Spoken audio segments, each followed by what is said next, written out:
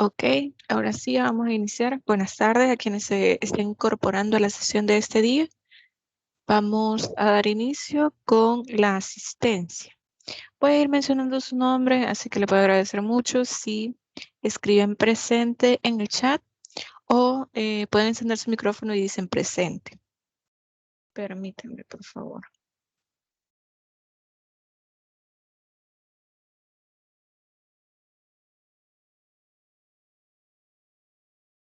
Ok. Angélica Elizabeth Alfaro Reyes. Muy bien, permítanme. Ok. Griseid Elizabeth Calderón Meléndez. Perfecto. Halmar Eliud Campos Martínez.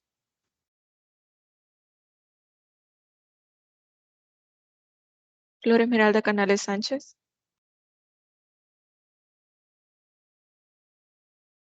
Leonor del Carmen Chávez Milgar. Perfecto. Johnny de la Paz Cruz Reyes.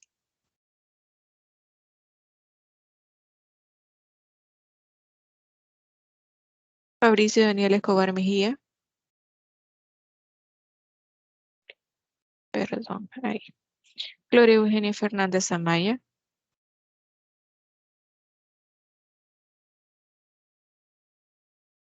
Ok.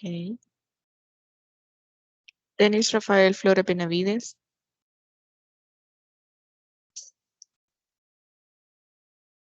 Esther María Flores González. Ok. Leila Judith Flores Martínez. Presente. Perfecto. Ever David Flores Villatoro.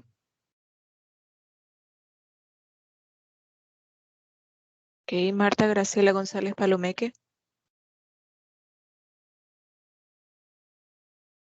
Eneida Abigail González Romero.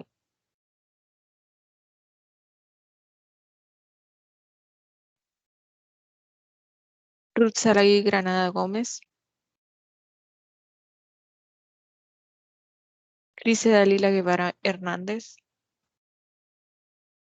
Muy bien. Jennifer Araceli Lagos Pacheco.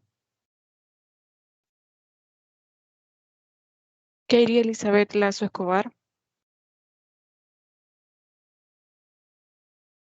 Fernando José Lazo Ramírez. Jennifer Stephanie Merlos Fuentes.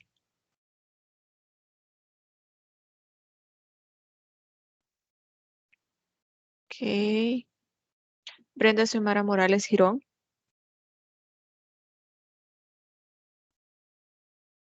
Cindy Yulibet Nolasco Martínez.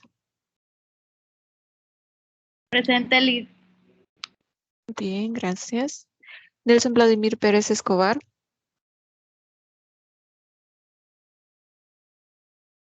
Fabiola Elizabeth Pérez Guzmán. Muy bien. Oni Mariela Rivera Gutiérrez. Ok. Gerardo Ernesto Rodríguez Galvez.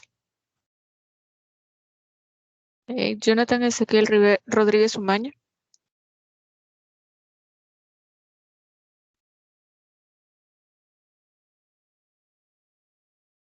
Edwin Josué Romero Castellón.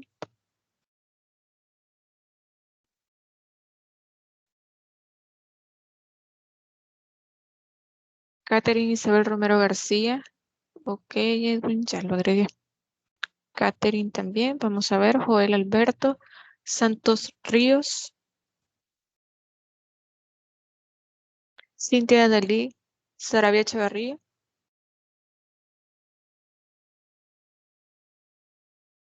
Xochitl Miroslava Somoza Turcios. Presente. Gracias. Licenciada, yo acabo de entrar. Creo que ya Ok. pasó de mi nombre. Sus apellidos. González Romero. Ok, permítame. Ok, Anita. Licenciada, igual yo vengo entrando ahorita. Sus ¿Perdón? Flores Benavides. Ok, permítame. Ok, ya lo agregué. Victoria Alejandra Sorto Andrade. Muy bien. Isaías Daniel Trejo Robles.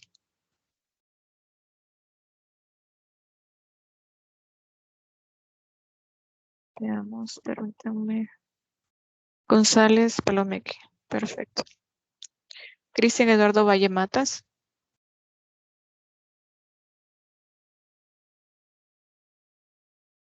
Diego Francisco Villatoro Morales.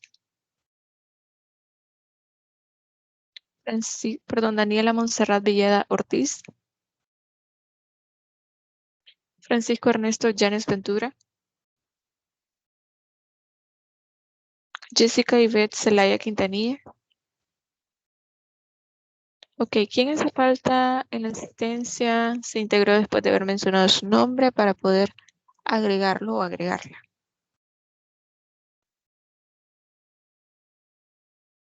Ok, ya están todos entonces. Perfecto.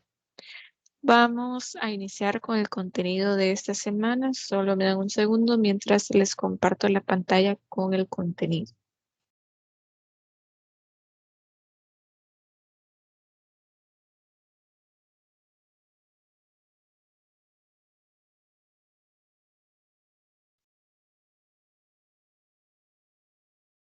Permítanme.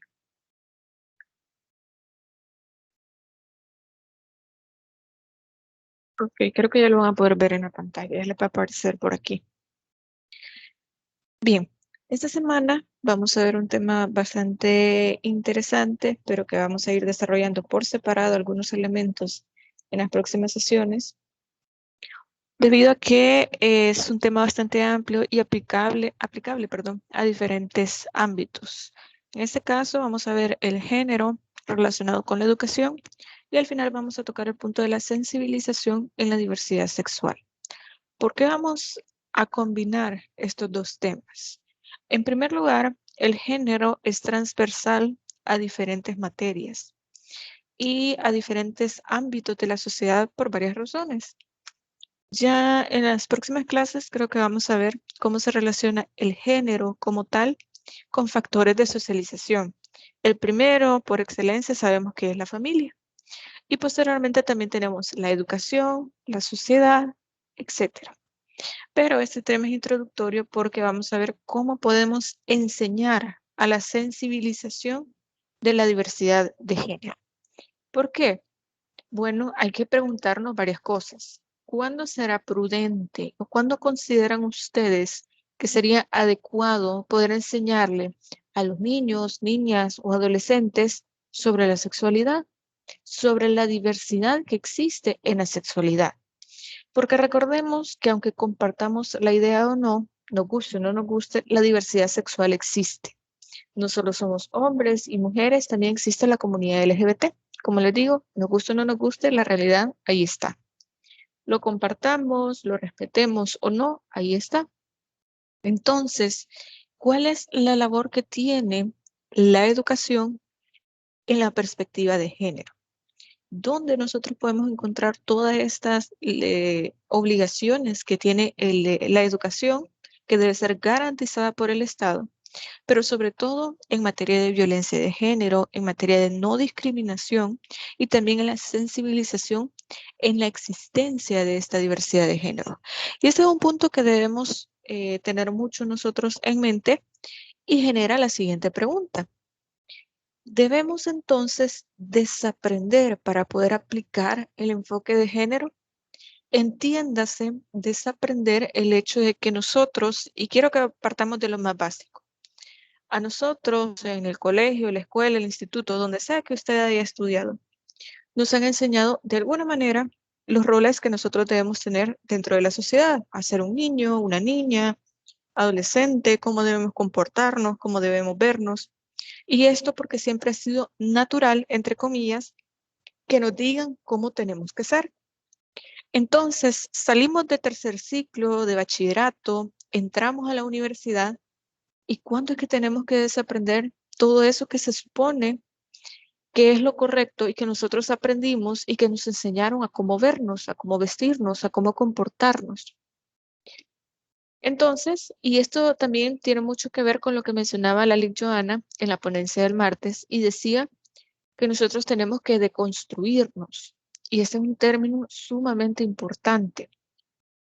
Como les decía, vamos a partir por lo más básico. La construcción del enfoque de género, de la opinión que nosotros tengamos sobre nuestra sexualidad, sobre el género, sobre el sexo biológico, sobre la diversidad de género, etcétera.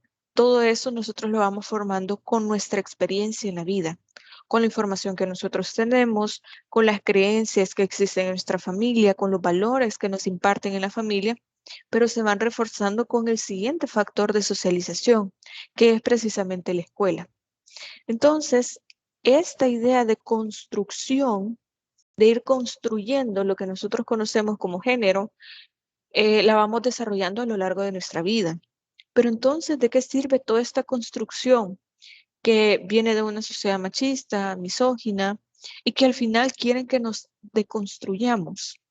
Es decir, miren, lo contrario de construcción no es destrucción, porque tiene una denotación negativa, una connotación muy dañina, muy nociva. Por lo tanto, nosotros en género no vamos a hablar de destrucción, no vamos a hablar de un término diferente, vamos a hablar de deconstrucción, porque la idea es replantearnos ciertos términos, ciertos conceptos, ciertas ideas para poder aplicar este enfoque de género. Tal como yo se los mencionaba, colocar como este lente frente a una cámara y poder ver precisamente la realidad con otros ojos, de una manera distinta. Pero, ¿qué es lo que sucede? La labor entonces que realiza la educación, los maestros, las escuelas, los institutos, etcétera, no se está cumpliendo como tal, porque entonces estamos permitiendo que los niños, niñas y adolescentes estén aprendiendo una cultura machista, misógina, en la cual no permitimos que, por ejemplo, las niñas puedan jugar con los niños porque los niños las pueden golpear, porque a las niñas les debe gustar un color, etcétera. Y todos estos estereotipos de los cuales ya hablamos, y pretendemos que cuando ya sean adolescentes no tengan ningún tipo de discriminación de género, no realicen ningún tipo de violencia hacia ninguna persona dentro de su familia, ni tampoco violencia hacia las mujeres. Este es el problema, que desde la educación estamos cometiendo un error muy grande. Por eso, una de las, digamos, de los progresos más grandes que se ha hecho, porque ha costado, es el hecho de que ahora nosotros tenemos una materia de género dentro de la currícula de la licenciatura de Ciencias Jurídicas. Y se lo digo porque cuando yo estudié, que no fue hace mucho tampoco, nosotros solo veíamos una materia que se llamaba violencia intrafamiliar. Y ahí solo era en el marco de la familia, nada más. Ahí no había violencia de género, ahí no se hablaba de la diferencia entre género y sexo, etc. Todo esto uno lo va aprendiendo mientras más se va interesando en el tema. Pero dentro de las currículas, por ejemplo, sé que ustedes en bachillerato debieron haber llevado una materia que se llama orientación para la vida. Pero eso lo ve en 2 años de bachillerato y ya está. Antes de eso, no lo ve. A menos que en su escuela, instituto, colegio, etcétera, ven, por ejemplo, los días cívicos, cierta currícula de valores o el desarrollo de ciertos valores dentro de lo que ustedes ven, además de las materias de lenguaje, sociales, etcétera. Pero es precisamente por esta necesidad que existe de poder ir educando en la igualdad y en la equidad de género, para evitar la violencia de género, la violencia intrafamiliar, la no discriminación, etcétera, para evitar todos estos problemas que se pueden llegar a dar dentro de la sociedad desde que están pequeños. Y aquí es donde se genera la pregunta que yo les hacía. ¿En qué momento entonces es prudente enseñarle a los niños y a las niñas de forma apropiada, entre comillas, sobre cómo debe ser, cómo es ser un hombre, cómo es ser una mujer y la sensibilización en la diversidad de género? Creo que esta es una respuesta que no solo nosotros vamos a poder darla como abogados, también necesitamos psicólogos, también necesitamos antropólogos, también necesitamos otras personas que tal vez dentro del comportamiento humano nos puedan decir en qué momento va a ser apropiado. Pero creo yo que mientras tengamos la información correcta y un método para poder trasladar esta información a los niños, creo que va a ser muy beneficioso, porque son las nuevas generaciones las que nos van a permitir cambiar este chip. Como les digo, imagínense la diferencia entre ustedes y cuando me tocó estudiar a mí, que se supone, como les digo, no es hace mucho, porque la verdad yo me gradué en 2016. Y yo vi la materia de género, perdón, yo vi la materia de violencia intrafamiliar. Y ahora ustedes, desde hace como 3 años creo, se está viendo desde el género, desde una parte más abstracta, digamos, para que ustedes puedan asimilar todo lo que tiene que ver con violencia intrafamiliar, violencia de género, la diferencia entre sexo y género, la diversidad de los colectivos LGBT, etcétera. Y todos estos elementos que al final a ustedes como futuros abogados les va a servir. Pero bueno, vamos a avanzar entonces. Todo esto porque lo mencionamos debido a que la educación es un medio importante de socialización y sobre todo cuando tratamos de luchar contra la violencia, especialmente aquella que se trata de violencia de género. Por eso es que ustedes ven que hay diferentes instituciones que se dedican a poder explicar la importancia que tiene la diferenciación entre violencia de género y violencia intrafamiliar, que dan charlas, que están tratando de sensibilizar a diferentes personas, se hacen conferencias, se hacen diferentes ponencias para poder sensibilizar a las personas. Pero imagínense una institución como ISDEMU, que se supone que es una de las principales en el país para poder, digamos, proteger los derechos de la mujer. El único proyecto que ellos tienen actualmente es de divulgación de la ley. Antes tenían proyectos de recibir denuncias, de dar acompañamiento, también habían proyectos, sobre todo como talleres, de poder integrar a mujeres, de emprendedurismo, etc. Y ahora el único proyecto que tienen es de divulgación de la ley. Entonces, vamos a ver qué es lo que como Estado se está haciendo para poder lograr la finalidad que es vivir sin violencia contra la mujer, sin violencia intrafamiliar, etc. Quizá es una de las cosas más valiosas que nosotros pudimos ver en la ponencia de la Lic Bárbara, porque ella trabaja en la Procuraduría, y ella mencionaba cuáles son las obligaciones que tiene el Estado. Pero a la vez, creo yo que hay que individualizar qué instituciones verdaderamente están trabajando para poder lograr esta finalidad que es reeducarnos, pero también prevenir ciertos comportamientos que pueden ser de violencia, violencia feminicida, de violencia contra la mujer y de violencia intrafamiliar. Entonces, en este caso, la educación tiene un rol sumamente importante. Por eso hay cursos, como les digo, ponencias que tratan de mantenernos como sensibilizados, como conscientes y que reflexionemos sobre ciertos comportamientos. Y por eso se abren diferentes espacios donde nosotros socializamos y nos formamos como personas, y uno de ellos, y de los más importantes, en el que pasamos más tiempo de nuestra vida, que es en la escuela. Imagínense, son alrededor de 11, 12 años que nos mantenemos estudiando en la escuela, si son 2 o 3 años de bachillerato, y básicamente ahí es donde se nos enseña no solo a leer, a escribir, etcétera, sino también se va moldeando la personalidad de cada uno de nosotros. Y a veces nosotros pensamos que es simplemente ir a pasar materias, etcétera, pero la realidad es que ahí socializamos, ahí tenemos amigos, ahí nos llevamos con los compañeros, ahí tratamos con autoridades, por ejemplo, los maestros, etcétera. Ahí es donde entendemos cómo socializar. Y tenemos otros espacios, la comunidad, la iglesia, etcétera. Pero siempre es importante darle como este auge al trabajo que hace la escuela. Entonces, la educación con enfoque de igualdad de género es indispensable para poder combatir los estereotipos del machismo y poder erradicar la violencia contra las mujeres y también de cualquier integrante del grupo familiar. Aplicar este enfoque de género favorece la interiorización de preceptos de respeto y también a poder empatizar con otras personas, en este caso con otros niños y niñas. Por eso les decía, el hecho de que nosotros estemos en la escuela, que parece una cuestión del día a día, algo normal, nos permite a nosotros entender las diferencias. ¿Recuerdan que estuvimos hablando de eso la clase pasada?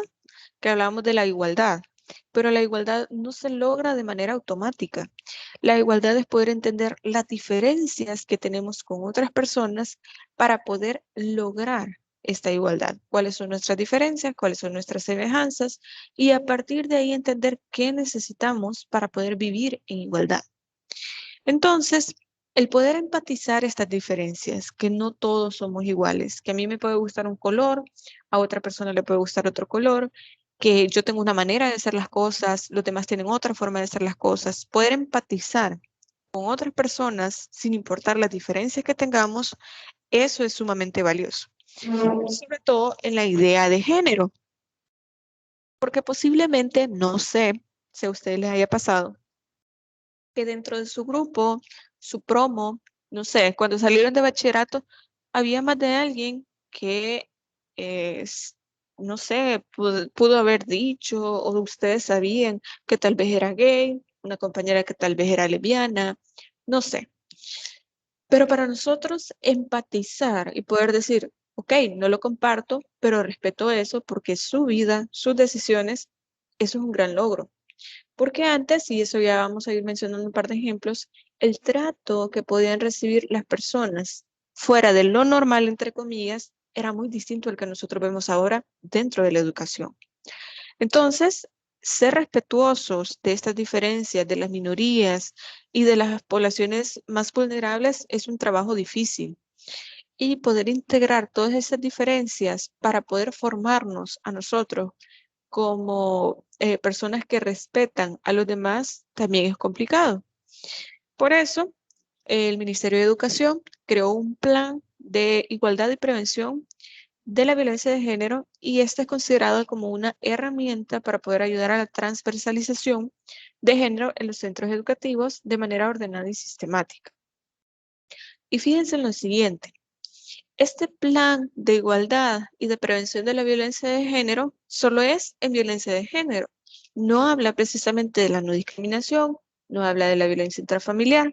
Y con eso el Ministerio de Educación trató de englobar todo lo que le fuera posible para evitar, digamos, o para tratar de comenzar a hablar un poco sobre género.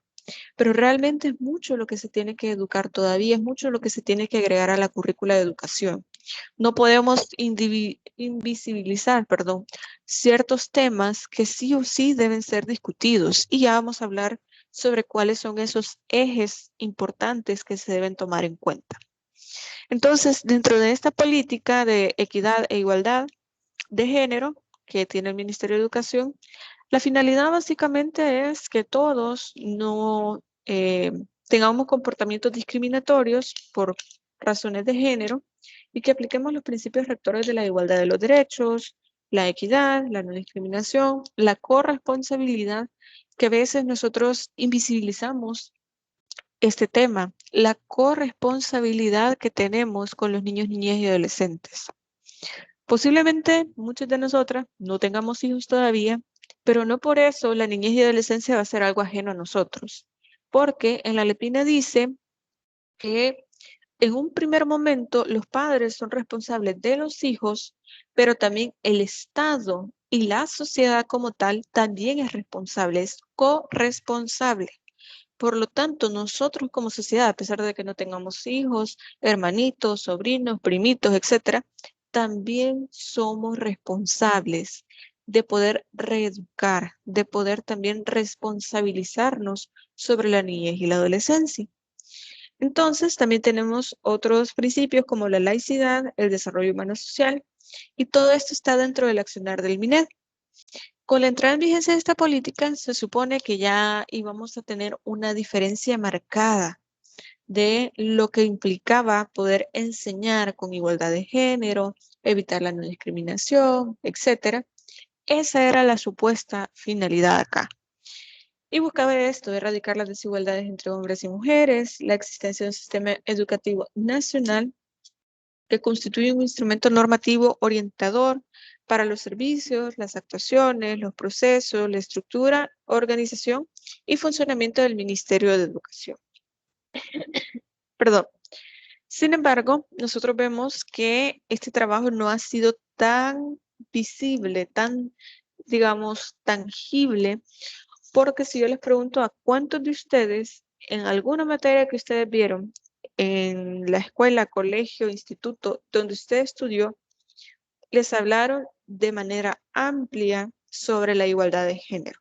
Normalmente en orientación para la vida más o menos hablan de educación sexual y reproductiva, de la salud sexual, de respeto a la diversidad de manera muy superficial, pero temas como la igualdad de género, la diferencia entre sexo y género, todos esos temas se ven de una manera un poco superficial, porque todavía tenemos el temor de hablar de algunos de estos temas. Entonces, vemos que nosotros vamos viendo que todas estas desigualdades de género en el sistema educativo quedan registradas y que ni siquiera se explican con facilidad a partir del análisis convencional sobre la educación y sobre el género.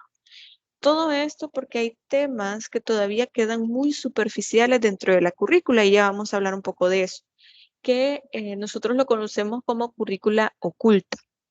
Ese currículo oculto tiene un impacto bastante grande en los procesos de socialización y construcción de la identidad de género. Porque entonces no permitimos que los estudiantes, alumnos, como le quiera llamar, puedan, a través de esta información, poder identificarse, puedan construir su identidad de género, porque esto nosotros lo tocamos con tanto temor o simplemente evitan poder tocar esos temas cuando ya estamos en bachillerato, por ejemplo. Pero todavía cuando los niños están pequeñitos, cuando van a primero o segundo grado, nosotros vemos que hay maestras que hacen 2 filas, una de niños y una de niñas, y entre ellos no pueden jugar porque los niños pueden golpear a las niñas, ellos son muy fuertes, ellos sí se pueden ensuciar y las niñas no, por ejemplo. No permitimos que los niños jueguen con las muñequitas de las niñas o las niñas con los carritos de los niños, etc. ¿Cuál es una acción positiva que se está realizando en algunos colegios, institutos, algunos centros de estudio? Lo que se busca es precisamente poder utilizar algunas herramientas para poder quitarle el rol de género o el estereotipo a ciertos juguetes. Por ejemplo, en vez de que jueguen con carritos o con muñequitas, se les permite jugar con plastilina. Eso desarrolla su motricidad fina, su motricidad gruesa, creo que se le llama, su imaginación y además les permite a ellos poder jugar entre todos. No es necesario que solo las niñas con las muñequitas o solo los niños con los carritos.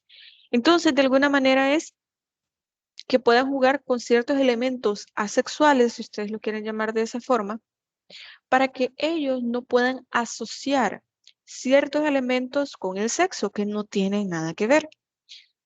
En el caso de los deportes, se permite que niños y niñas ahora puedan jugar cualquier deporte. Por ejemplo, si quieren hacer natación, cualquiera puede hacerlo. Si quieren jugar fútbol, cualquiera puede hacerlo.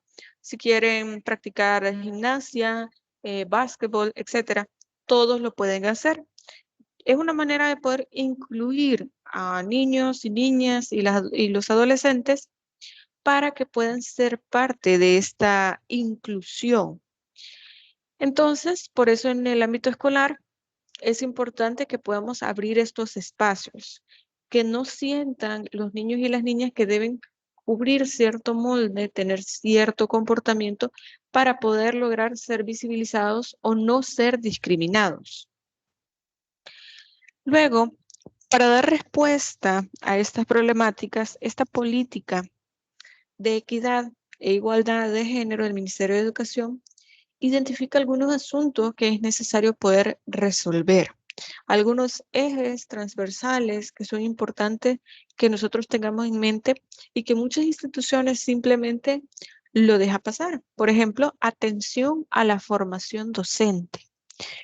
Ya lo habíamos hablado en otras clases y nosotros decíamos que, por ejemplo, en el caso de los juzgados, y yo les decía, no basta solo con tener juzgados especializados para los derechos de la mujer, una vida libre de violencia y no discriminación, etcétera, sino también sensibilizar al personal, que ellos sepan cómo tratar a las personas que son víctimas de violencia, de qué manera podemos entonces entender cómo debemos tratar a estas personas, darles acompañamiento de alguna manera. Para nosotros puede ser un caso del día a día, pero para ellos es un problema. Para ellos me está amenazando que me va a matar. Y yo no quiero que me mate porque tengo hijos.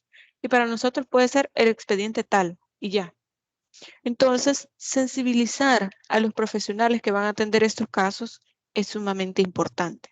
Pero ¿qué pasa entonces si sensibilizamos, por ejemplo, a ustedes como futuros abogados, que uno no sabe, ustedes pueden llegar a ser jueces, magistrados, litigantes, fiscales, procuradores, etcétera?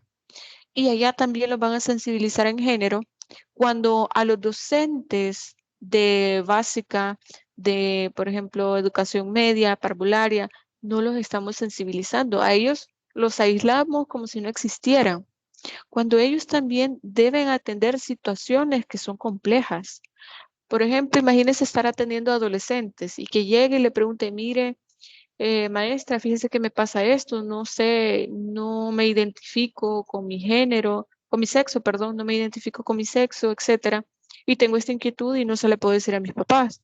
Y aunque ustedes no lo crean, esto pasa y esto es real. Les digo porque conozco un par de personas que trabajan precisamente siendo docentes en algunas instituciones, algunos centros escolares, y son muchos los problemas como este que pueden llegar a suceder. Pero ¿qué sucedería entonces si no estamos sensibilizados en esta materia? Y eso es lo importante acá, que podamos entender la responsabilidad que también tienen los docentes sobre el tema de género.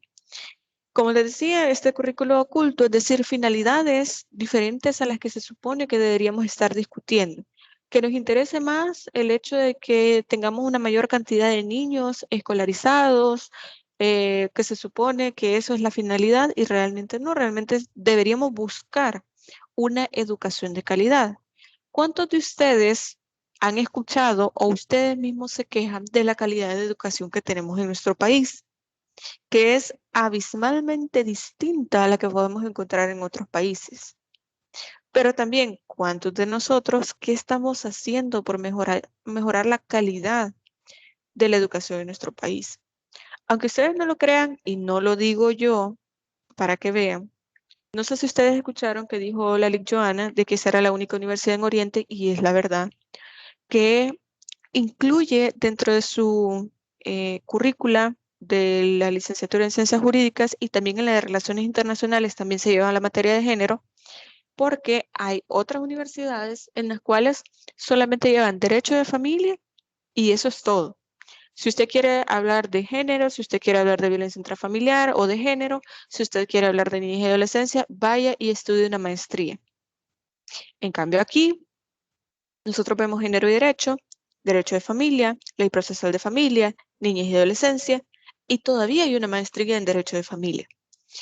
¿Qué les quiero decir con esto? No estoy promocionando directamente la U, pero créanme, realmente se hace un trabajo bastante grande por parte de la universidad en el hecho de poder estar tratando de ir a la vanguardia, de ir verificando qué nos hace falta, qué debe haber dentro del pensum que ustedes ven a la hora de inscribir la carrera, qué hace falta para poder resolver ciertos problemas.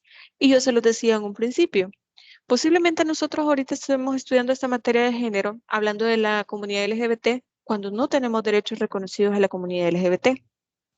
Pero imagínense que de aquí a 1, 3, 5 años, no sabemos cuánto tiempo, podamos tener estos derechos y ya vamos un paso adelante. Ya vamos entendiendo esta diversidad.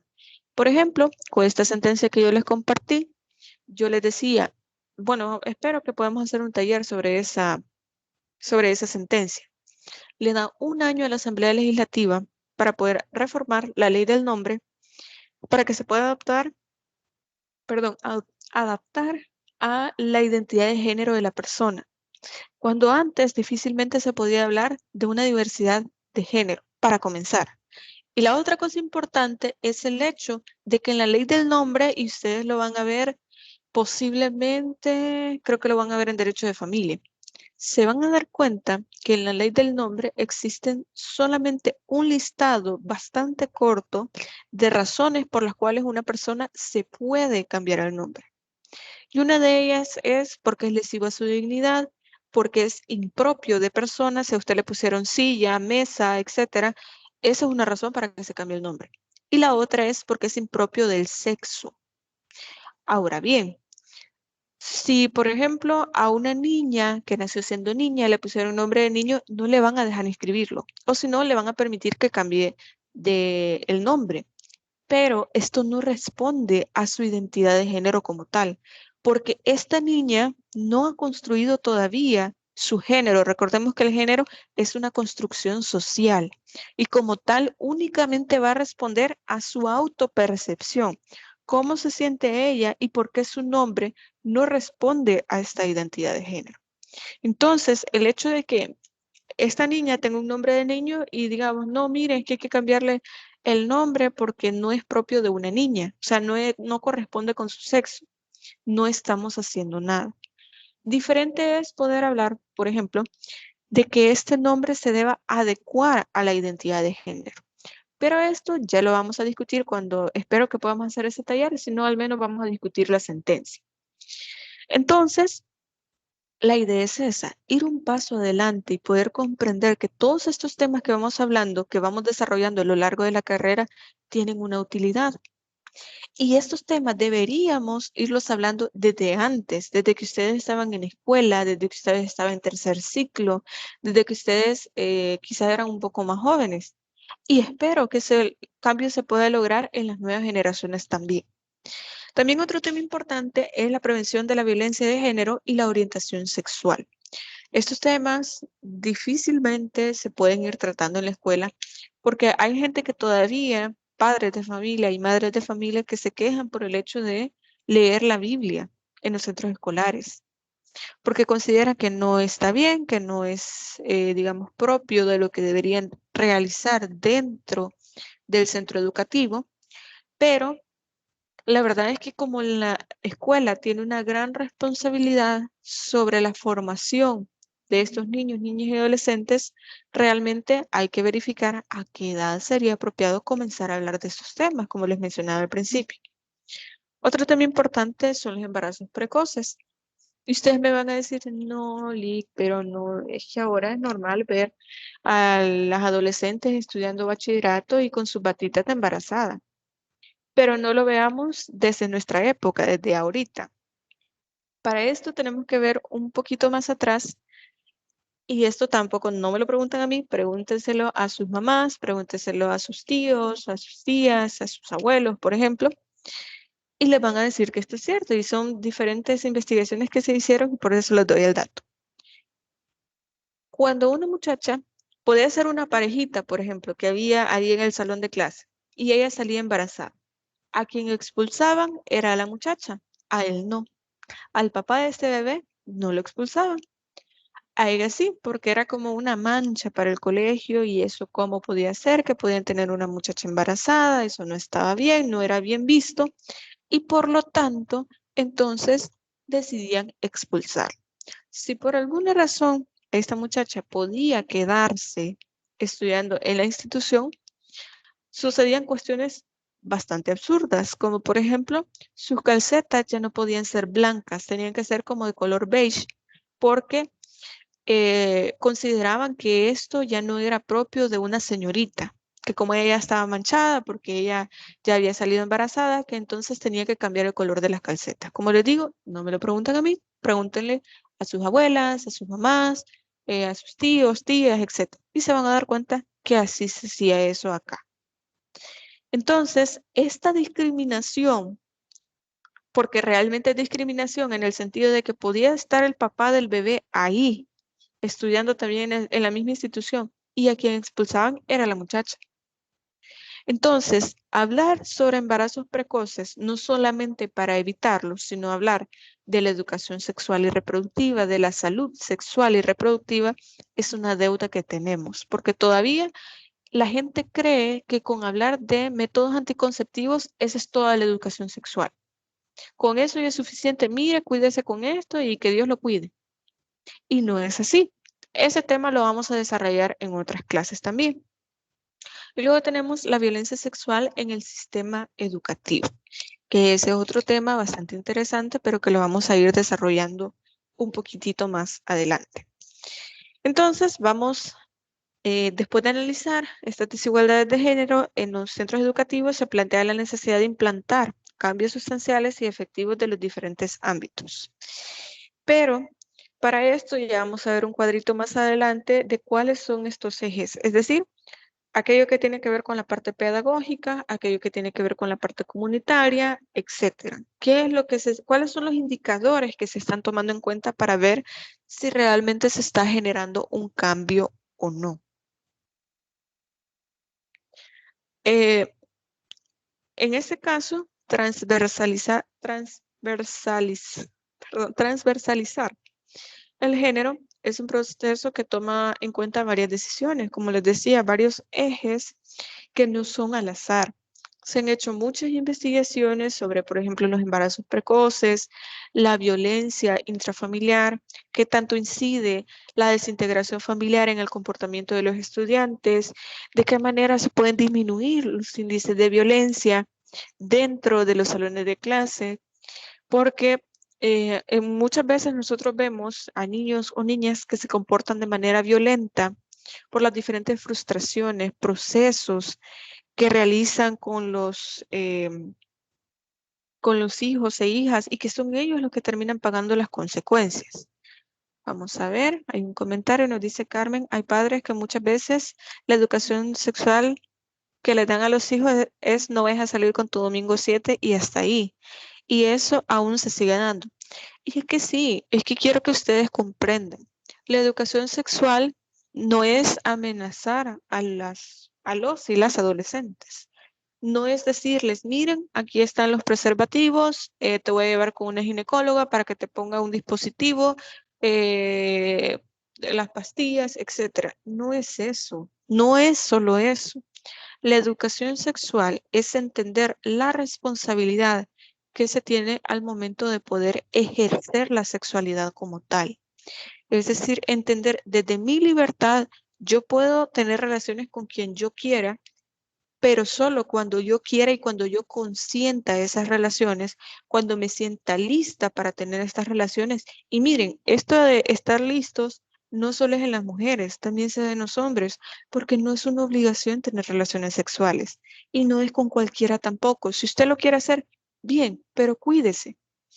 Educación sexual también es hacerles saber a los y las jóvenes que deben responsabilizarse si existe un embarazo, deseado o no deseado, pero si existe un embarazo, y ese es el problema, que a veces decimos, por ejemplo, para el caso, si una muchacha sale embarazada, lo primero que le preguntamos, ¿y que no te cuidaste? Y lo primero que nosotros pensamos es, no, es que él no quería porque me dijo no sé qué cosa, que así no sé qué, que no sé cuánto.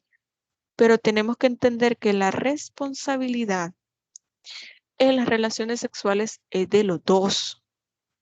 Si uno no se quiere cuidar, pues el otro lo hace, de alguna manera. Y también hay otra cuestión importante, que también hay mucha gente que cree que quien se tiene que cuidar es la mujer, porque quien sale embarazada es la mujer.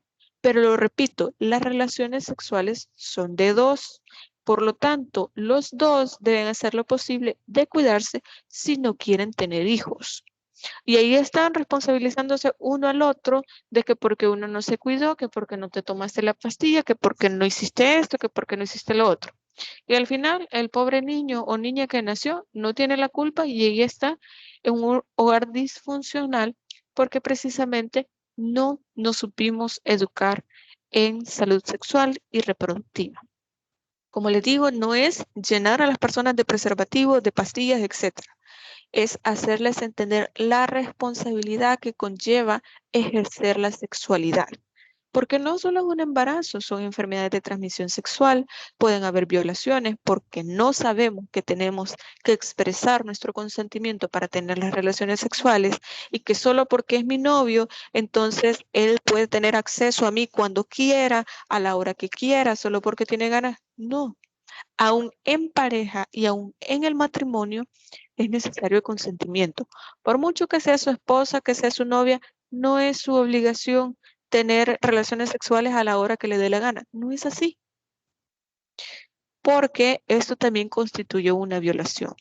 Pero bueno, vamos a dejar este tema porque ese sí lo vamos a ver en otras clases. Pero le agradezco mucho a Carmen por ese comentario sobre todo porque, mire, este tema de educación sexual y reproductiva y salud sexual reproductiva es bastante amplio y es necesario que lo podamos discutir bien porque sé que ustedes están jóvenes. Si no les sirve a ustedes, porque ustedes ya se cuidan bien, le va a servir a alguien más que ustedes puedan aconsejar. Bien, entonces vamos a avanzar. Transversalizar el enfoque de género no solo significa incluir acciones puntuales en el proyecto educativo, es decir, no solo significa ir abarcando el tema de embarazo precoz, igualdad de género, equidad de género, y que parezca de forma imposible poder lograr trasladar esa información a los estudiantes. Al contrario, es un proceso sistemático cómo le vamos a trasladar esa información a los estudiantes. Y quiero ser clara con esto. Muchas veces, y esta es una de las preocupaciones que tiene la universidad, en la forma en cómo les trasladamos nosotros la información a ustedes. Porque, imagínense, la diferencia tal vez de edades entre ustedes y yo no es tan abismal tampoco, pero imagínense que una persona que fue educada en los 80, en los 90, venga a querer educar a alguien que estamos en el 2022. La educación ha cambiado. Nosotros tratamos de mantenernos más en la realidad, en qué es lo que debemos discutir, qué temas les van a servir a ustedes para cuando ustedes se hagan como abogados. ¿Qué temas o de qué manera les trasladamos la información a ustedes para que sí sea mucho más fácil y más entendible? Y lo decía una persona que nos vino a dar una capacitación. Tenemos a docentes del siglo XIX queriendo dar clases a estudiantes del siglo XXI para que puedan, perdón, del siglo XX, para que puedan responder a las necesidades del siglo XXI.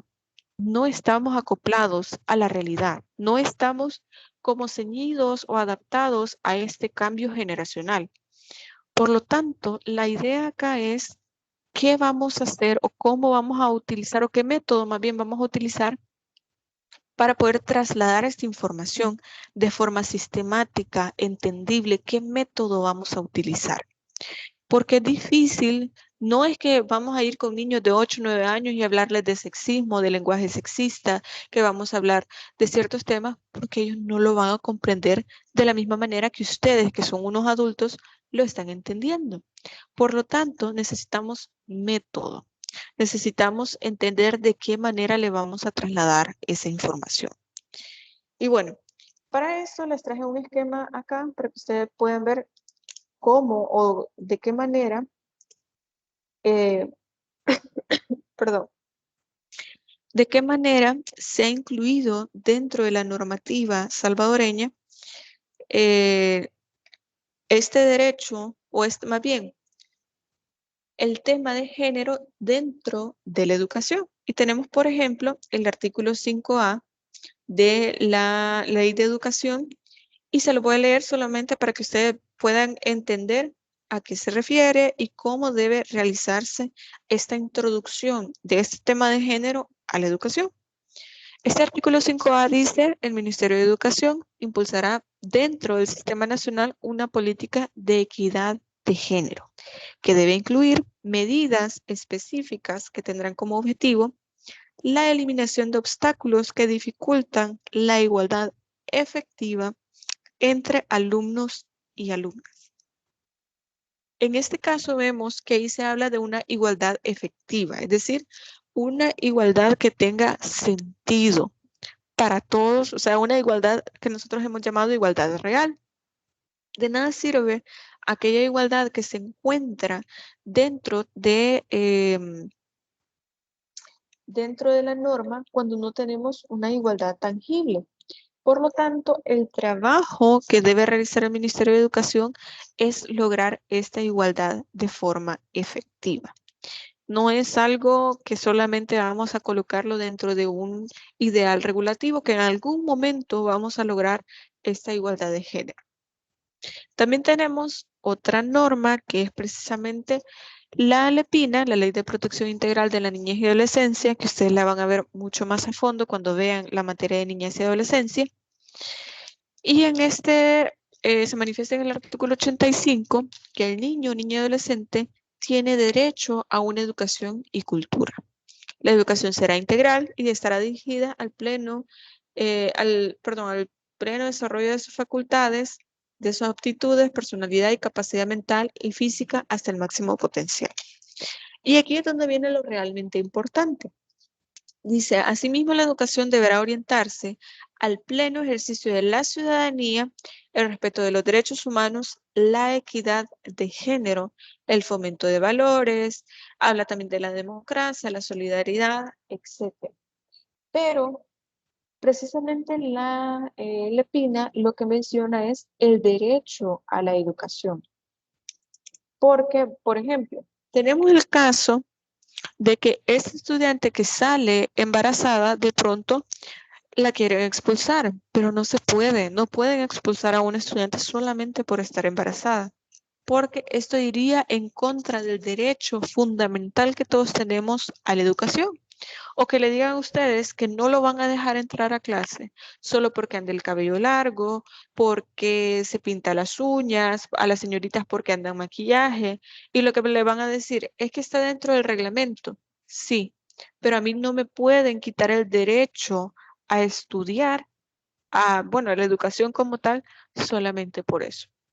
Entonces, precisamente respondiendo a todas estas inquietudes, a todos estos problemas, es que se busca introducir el tema de género, de respeto por la no discriminación en diferentes ámbitos. Por ejemplo, tenemos también la Ley de Igualdad, Equidad y No Discriminación contra las Mujeres, y en el artículo 17 nos dice lo siguiente.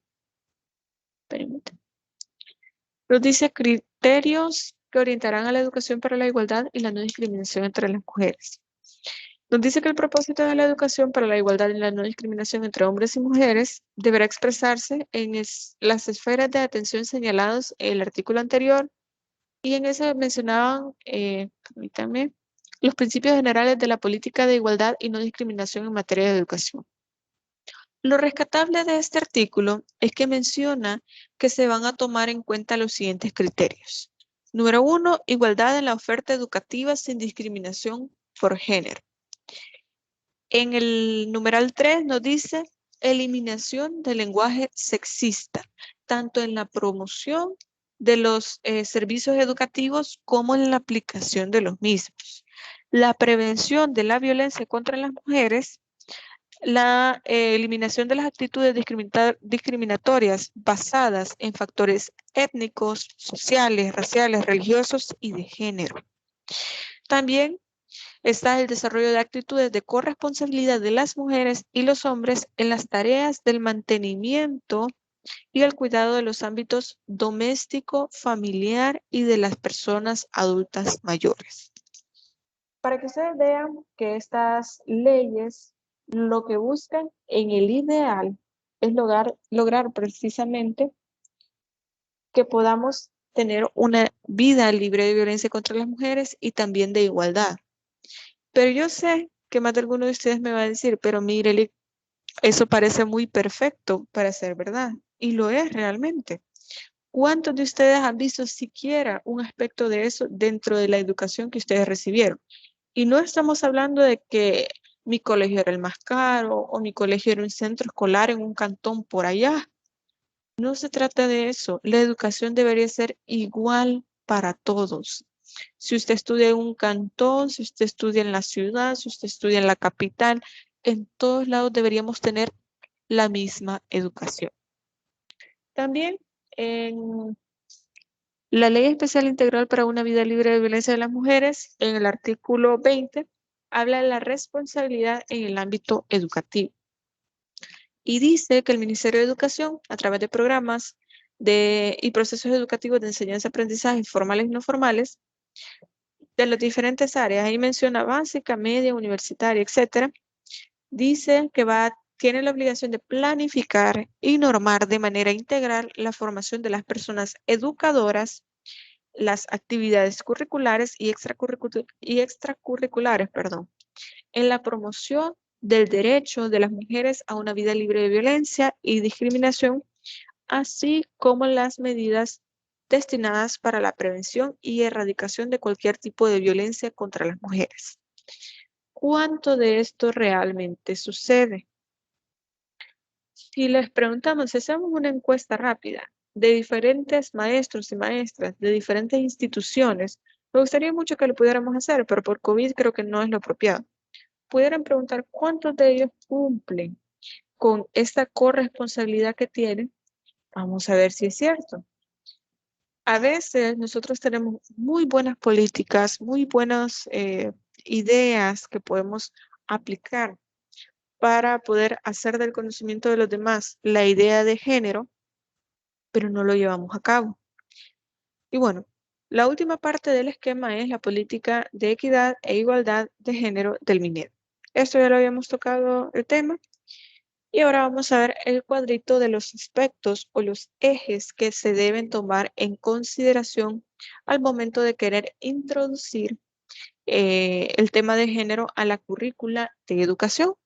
Es decir, los indicadores y los ámbitos de aplicación que van a tener estos elementos. Por ejemplo, la erradicación de la violencia basada en el género en el ámbito pedagógico.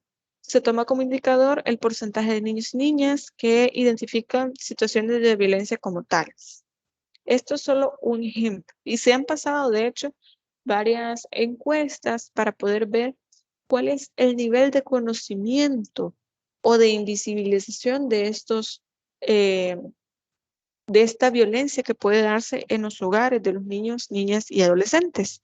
A nivel comunitario también se busca el indicador de la cantidad y tipo de caso de violencia de género, porque muchas veces desconocemos los tipos de género. Por ejemplo, conocemos la violencia física, conocemos la violencia psicológica, conocemos las violaciones y hasta ahí. No conocemos la violencia feminicida, la violencia económica, la violencia patrimonial, o confundimos la violencia patrimonial con la violencia económica. La violencia simbólica la desconocemos y diferentes tipos de violencia que la vamos a definir más adelante. Y simplemente consideramos que entonces nosotros nunca hemos recibido violencia o que en nuestro hogar nunca ha habido violencia. Y ya habíamos hablado también de que al menos una de cada 3 personas, de cada 3 mujeres en este caso, ha recibido violencia en algún momento de su vida. También otro de los factores o de los indicadores es la visibilización y cuestionamiento de los roles y estereotipos de género. Para esto, por ejemplo, se toma en cuenta la frecuencia con que se utilizan los cuentos tradicionales como material educativo. Todo esto por lo que hablábamos de que, por ejemplo, hablamos de los cuentos de Disney, hablamos de las películas de Disney y consideramos que esta es una buena manera de poder enseñarle a los niños ciertos valores. Por ejemplo, la lealtad, la amistad, pero esto lleva encubierto cierto grado de misoginia en algunas películas y en algunos cuentos o algún tipo de violencia. Entonces, hay que verificar cuál es el material que se está utilizando o cuál es la imagen que le estamos dando a los y las niños, perdón, en este caso niños, niñas o pueden ser los y las adolescentes para poder hacerles comprender algún tema. También el porcentaje de niños y niñas según los juegos activos o pasivos en que se involucren y el número de documentos administrativos que están libres de estereotipos de género. Y aquí podríamos sacar otra clase completa de todos estos indicadores porque realmente son muchos los aspectos que nosotros simplemente los dejamos pasar, simplemente lo invisibilizamos. Pero ahora sí, vamos a ir hablando de cómo es que nosotros vamos entendiendo conceptos básicos dentro de la educación, como son el género y el sexo biológico. Son temas que ya los hablamos, ya que no los vamos a volver a tocar, pero sí hay 2 temas importantes acá. El primero es la orientación sexual y las expresiones de género. En este caso, la orientación sexual es simplemente por quién siento atracción, ya sea sentimental, afectiva o sexual. Está definida como la capacidad de una persona de sentir atracción emocional, afectiva o sexual por alguien más. Así de sencillo. Es decir, quién me gusta a mí y dependiendo de eso, pues ya me voy a definir como una persona heterosexual, como una persona lesbiana, gay, bisexual, etc. Luego, la definición de identidad de género, ya lo habíamos visto, es la autopercepción de la persona, es una construcción social. El sexo biológico es, dependiendo de los órganos genitales, se va a definir si es un hombre, una mujer, un niño o una niña. Y las expresiones de género son las maneras en que una persona manifiesta su género. La vestimenta, los gestos, los comportamientos, movimientos corporales, la manera en que queremos que los demás nos vean. Y quiero que quede claro algo. La orientación sexual, el género, el sexo biológico, la identidad de género y las expresiones de género son conceptos independientes entre sí.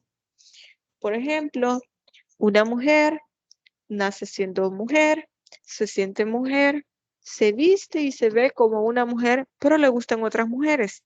Esto simplemente es su orientación sexual.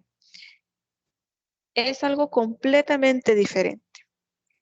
Imagínense un hombre que es hombre, le gustan las mujeres, él se siente hombre y tiene órganos genitales de hombre, pero él quiere dejarse el cabello largo, quiere pintárselo, pintarse las uñas, usar tacones, usar falda, pero esto no significa que él sea gay, que él sea travesti, no, simplemente es cómo quiere manifestar su género, cómo quiere que los demás lo vean, y esto no está mal, no es una persona anormal, es solamente una forma en que él quiere que los demás respeten su sexualidad o vean su sexualidad. Entonces, vamos a ir separando la identidad de género, la orientación sexual, las manifestaciones de género y el sexo biológico uno de otro, porque solamente porque tenga una orientación sexual tiene esta identidad de género, no, son cosas independientes entre sí. Brevemente vamos a ir hablando de estos temas de identidad de género, ya hablamos de la diversidad sexual, se los coloqué en este material para que ustedes vean cómo se le puede enseñar la diversidad sexual o la importancia que tiene en la educación. Y es que precisamente la diversidad sexual es el cuestionamiento de la idea de que no nacemos solamente hombres y mujeres, es decir, no todo es blanco y negro, no todo es binario, que puede ser 0 o puede ser 1, también existe otra diversidad. La aceptemos o no, nos guste o no nos guste. Luego tenemos, vamos a avanzar, las expresiones de género, que quizá este es el tema más relevante de toda la sensibilidad de la diversidad de género que quisiera que ustedes pudieran ir viendo. Se define expresiones de género como una manifestación de los rasgos culturales que permiten identificar a una persona como masculina o femenina, conforme a los patrones considerados como propios de cada género por una determinada sociedad en un momento histórico determinado. Porque también aquí es importante tener en cuenta todo aquello que implica las modas. Por ejemplo, por allá de los 70 era normal ver a un hombre con el cabello largo, medio despeinado y así. Y también hubo una época en que las mujeres también se podían poner pantalones, sacos, que podían usar hasta corbata, de hecho, que habían trajes que eran para mujeres y que podían usar corbata.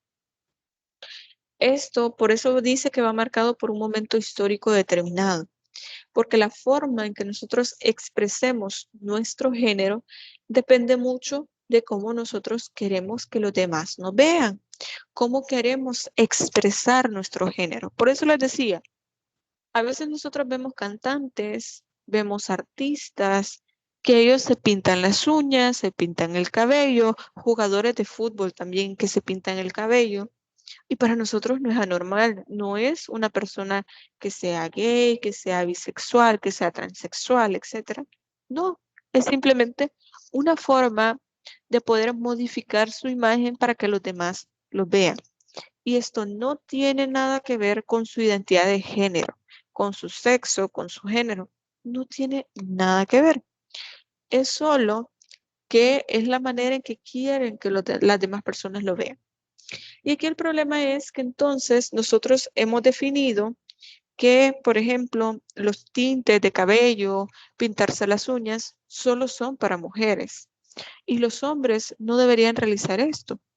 No sé qué opinión tengan ustedes, pero también yo creo que es importante, como les he dicho en muchas clases, quitarle el género a diversos ámbitos que no lo necesitan, que no son relevantes, que no son determinantes. Por ejemplo, a los colores y a otros aspectos dentro de nuestra misma realidad como sociedad. Y luego tenemos el significado del acrónimo LGBTI. Creo que ustedes ya están familiarizados con esto y quizás solo voy a hablarlo de forma un poco breve porque realmente este tema también lo vamos a ir desarrollando un poco más adelante. Y es que el acrónimo LGBT es el término utilizado para un colectivo de personas que pertenecen a la diversidad sexual. Ya sabemos que la L es de lesbiana, una mujer que se relaciona erótico, afectiva, amorosa y vitalmente con mujeres. Es decir, una mujer que nació siendo mujer y que le gustan otras mujeres porque tiene relaciones afectivas, amorosas, sexuales, etcétera, con mujeres. Luego tenemos a las personas que son gay, expresión alternativa a homosexual, que se refiere, que se prefiere por su contenido político y uso popular. Y se utiliza para la identidad de los hombres homosexuales, es decir, un hombre que le gustan otros hombres. Luego tenemos a las personas bisexuales, que sienten atracción erótica, afectiva y de manera de autodefinición que se dirige hacia hombres y hacia mujeres. Es decir, a esta persona le gustan hombres y mujeres, pero es de forma simultánea. ¿Por qué? No es que, por ejemplo, yo me casé con un hombre, estuvimos juntos 5 años, después me divorcié y ahora me gustan las mujeres. Ser bisexual no es eso. Ser bisexual es que de manera simultánea yo elijo tener relaciones con hombres y con mujeres. Es decir, hoy puedo salir con un hombre y mañana salgo con una mujer o siento atracción por ambos, pero es de forma simultánea en el tiempo.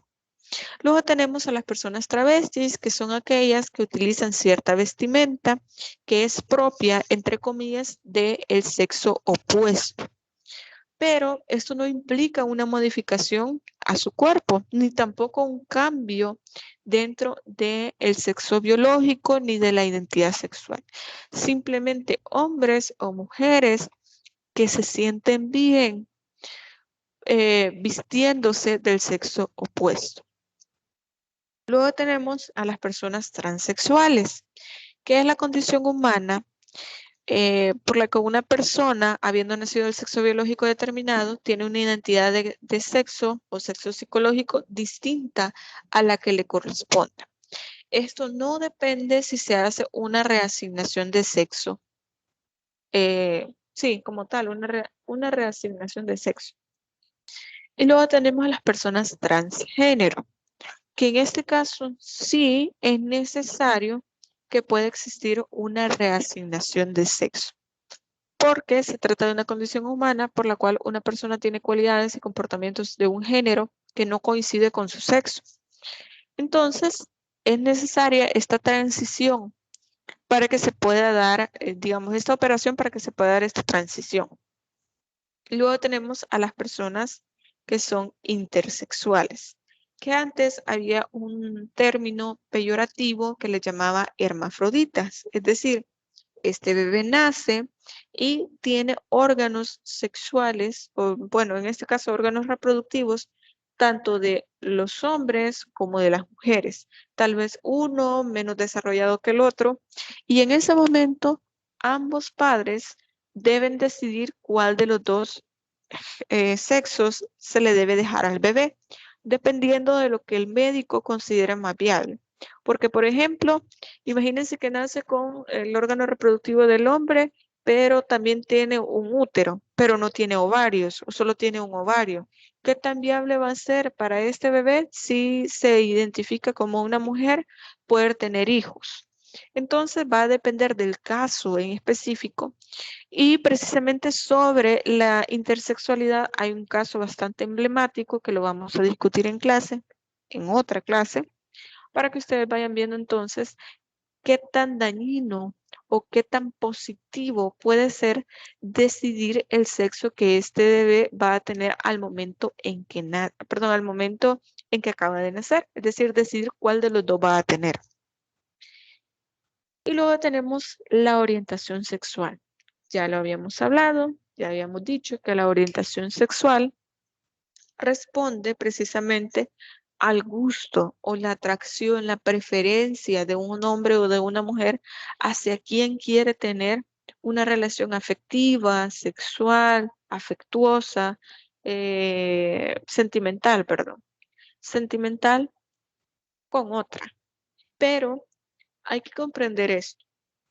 No es que solamente por curiosidad, entonces yo ahora voy a salir con otra mujer, yo me siento mujer, a mí me gustan los hombres, pero yo por curiosidad quiero salir con otra mujer. No se trata de eso, la orientación sexual es algo natural.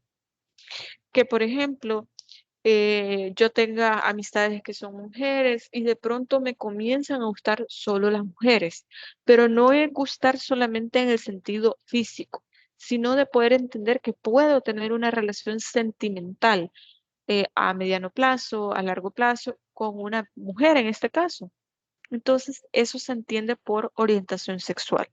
Hay mucha gente que cree que la orientación sexual es solamente estar confundido, que hoy quiero salir que porque estoy joven, ahora quiero salir con una mujer solo para probar qué se siente estar con una mujer.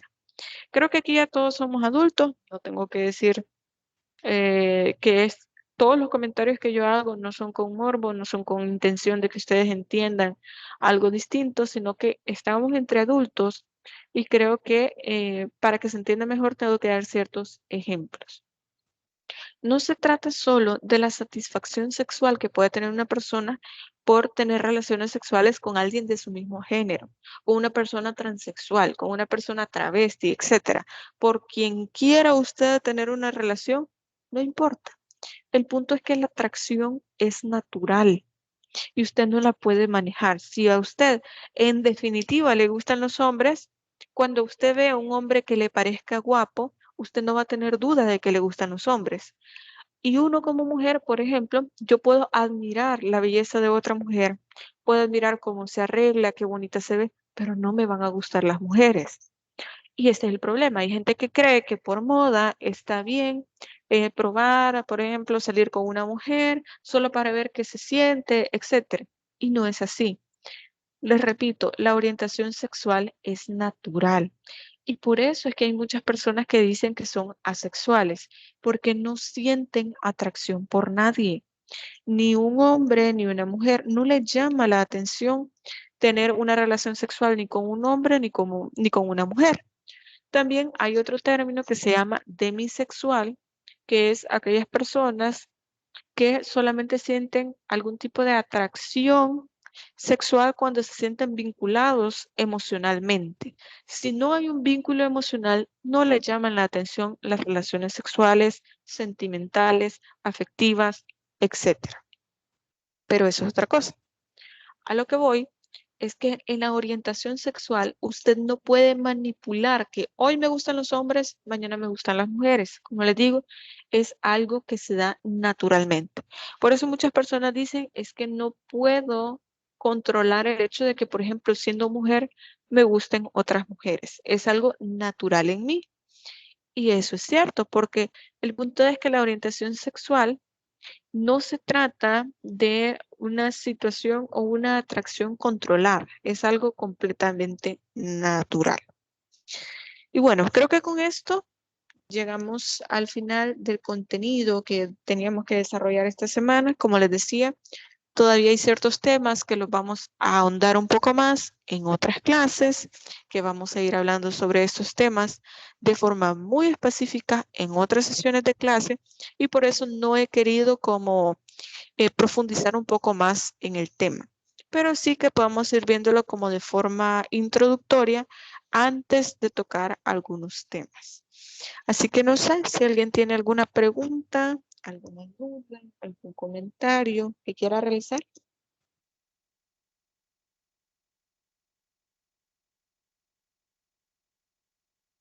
Ok, entonces nos vamos a quedar hasta acá. Les agradezco mucho por su presencia en esta videoconferencia. Espero que estén muy bien, cuídense mucho y pasen feliz tarde.